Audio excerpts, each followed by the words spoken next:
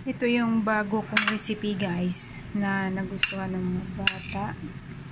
Potato salad kasi hindi sila sa salad mahilig. So this is boiled potato, ham, then some mayonnaise, 2 tablespoon mayonnaise, garlic mayonnaise.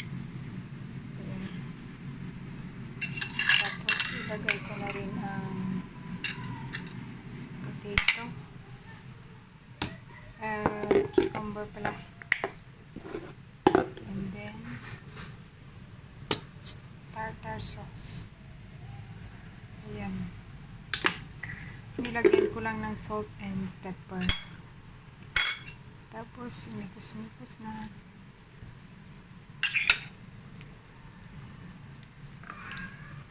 Ayan, masarap na guys.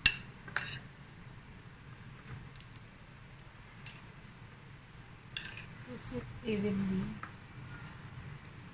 Hindi pa okay yung puti mayonnaise ko. Okay.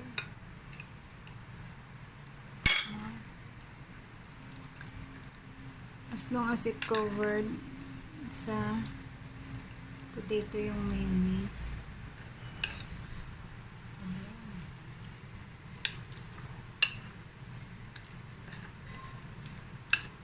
Yun lang guys. Ito yung masarap. Meron ito sa Pilipinas ng ganito. Tartar sauce yung tawag nila. Manamis-namis siya na malinamnam at saka maasim-asim.